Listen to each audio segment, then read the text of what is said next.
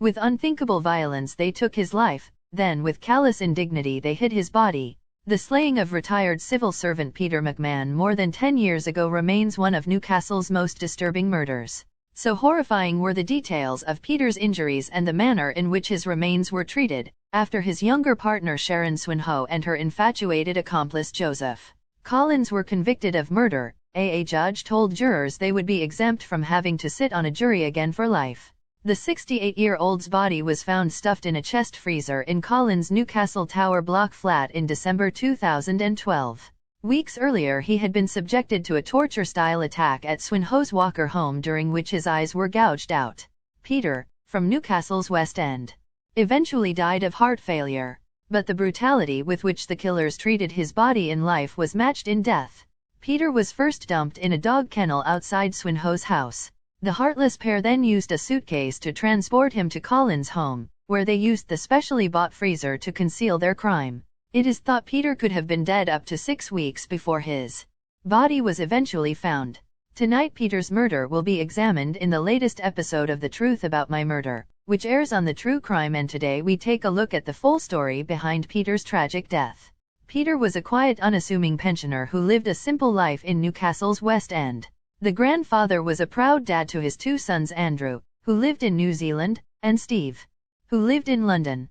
After the murder, friend Carrie Weeder told the Chronicle how Peter also became like a father figure to her after they met in 2002.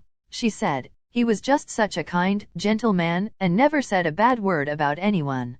I got to know him through my daughter's dad who lived near him. I was pregnant with her at the time and he used to come with me to all my scans. He was always really supportive. He was like a father figure to me. I had no family in Newcastle and he helped me with everything." Swinhoe was described as a sinister liar in court, who attracted men like magnets.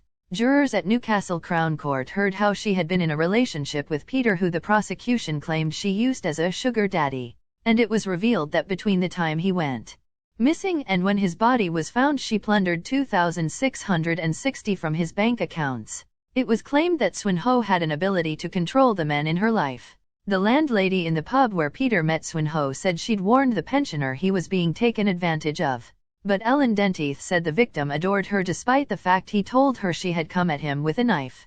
Giving evidence in court, Ms. Denteith, landlady at the Metropolitan Bar in Elswick, said Peter was a decent, intelligent, and generous man who would give money to charity. She said, "I didn't think much of Sharon and I didn't approve of their relationship. I thought she was taking advantage of him.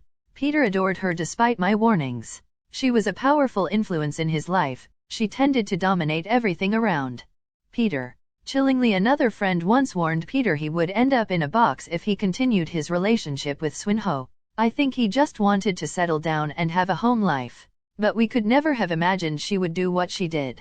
He was the nicest man in the world." What he was looking for and what he ended up with were complete opposites.